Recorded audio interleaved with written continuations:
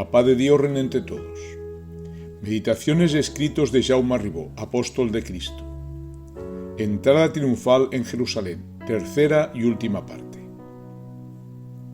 Los habitantes de Jerusalén, al oír el griterío, salieron de sus casas preguntando qué era lo que sucedía,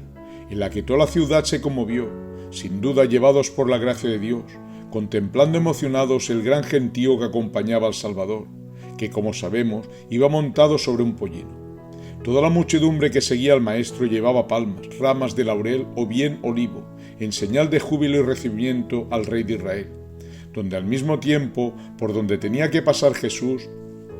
de nuevo extendían sus mantos y también alfombraban el suelo con flores, acompañado todo esto de fuertes voces llenas de entusiasmo y alegría, repitiendo sin cesar por las calles de Jerusalén: Hosana al Hijo de David, bendito el que viene en nombre del Señor, al Rey de Israel, Hosana en las alturas. La gente, que no apercibía quién era el que iba montado en el pollino, preguntaba quién era aquel que todo el pueblo aclamaba. Y los discípulos y acompañantes respondían a todos que era el profeta de Nazaret, el ungido de Dios, el Mesías esperado que venía a salvar al pueblo de Israel. Todo cuanto sucedió en aquel día memorable en Jerusalén fue dispuesto bajo el poder y justicia del Creador, para que quedase una vez más esculpido en la tierra con letras de verdad y de fuego, que su Hijo muy amado, el Mesías esperado, había sido enviado por él a la tierra para que todas sus criaturas, si queremos, todos hasta uno, si en verdad seguimos a Cristo y cumplimos su doctrina, podamos recuperar todas las virtudes perdidas. El Creador quiso, con su omnipotencia, que por lo menos una vez su pueblo escogido clamara a su Rey y Salvador, para que nadie pueda decir a través de todos los tiempos, hasta el día del juicio final, que el Mesías no fue reconocido como Rey y que en cierto modo pasó desapercibido en este mundo, puesto que nadie ignora y todo el mundo es sabedor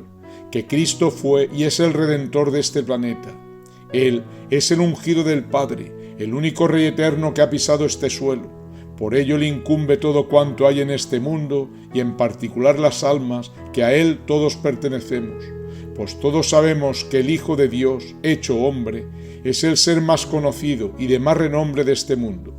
Sabemos que la vida y doctrina de Cristo es el libro que más ha escrito y difundido en la historia de la humanidad, porque la doctrina del Salvador es lo más grande y valioso que hay para el ser humano. Es la luz, la vida, la virtud y poder sobrenatural, como la verdad eterna, que no habrá nada ni nadie que la pueda borrar ni cambiar.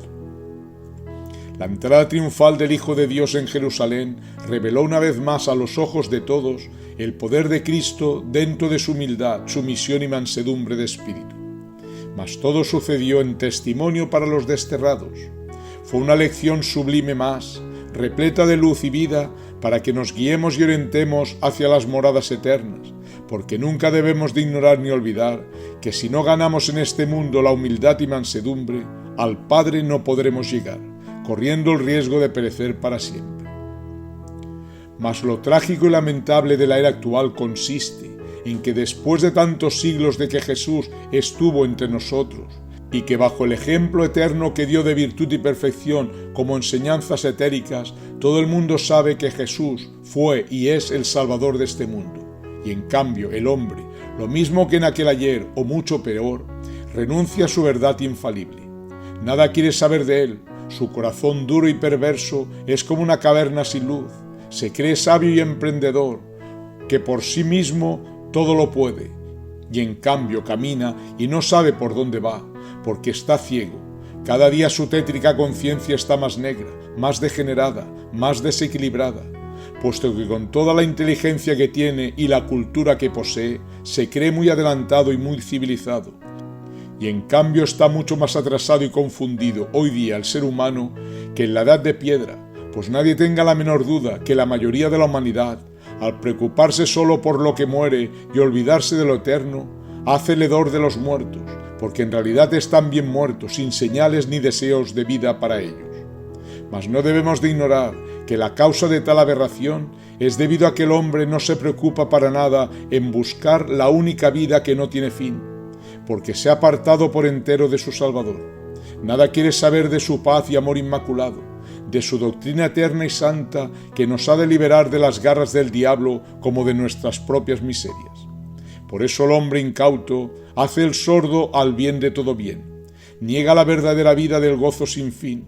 donde por tal motivo sus sentimientos están manchados por toda clase de concupiscencias, niegan hoy más que nunca a su Salvador.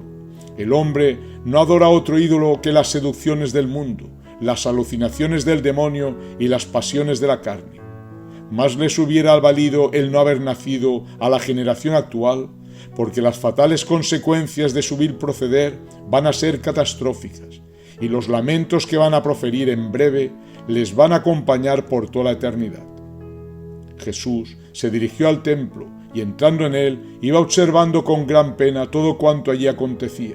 pues en ningún lugar se encontraba el espíritu de recogimiento ni la pureza de la oración.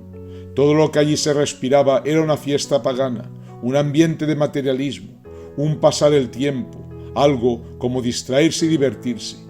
Mas al llegar al claustro de los gentiles, estaban allí los que vendían y compraban animales, mesas de cambiar monedas. Aquello era un mercado, un comercio, una profanación a todo lo santo de Dios. Por ello el Maestro, encendido por el poder divino y cubierto por la justicia del Espíritu Santo, derribó las mesas de los cambistas y arrojó con palabra poderosa de santa justicia a todos los comerciantes que allí había, acusándoles de falsos, impostores y denigrantes de la ley. Y lo hizo amonestándolos con las mismas palabras que Dios reveló al profeta. Escrito está: mi casa será llamada casa de oración, pero vosotros la habéis convertido en cueva de ladrones.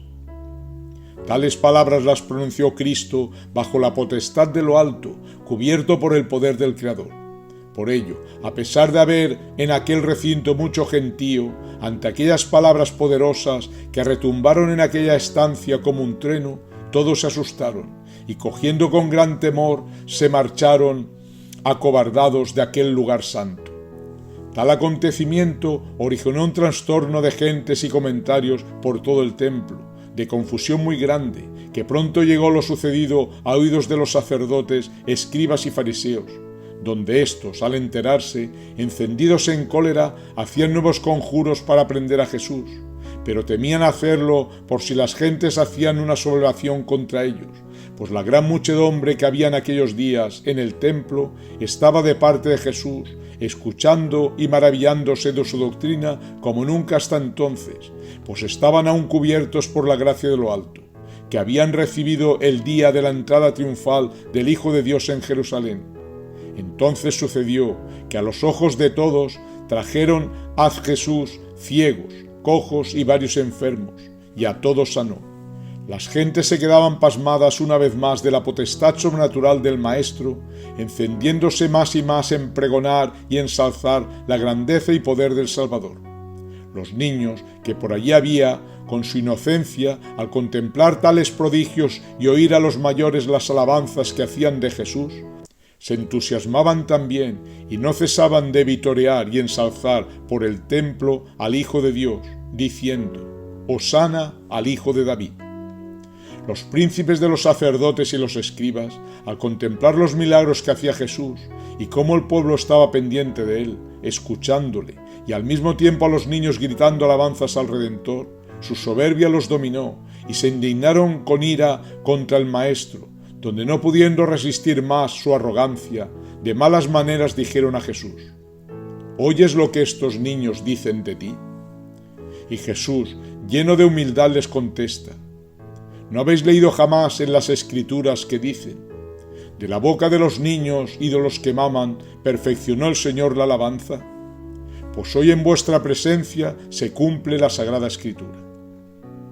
Esta es la razón innegable, puesto que la conocemos a ciencia cierta, porque así viene a suceder con los niños, que siempre dicen la verdad y desenmascaran la falsedad y la mentira llegado el momento oportuno.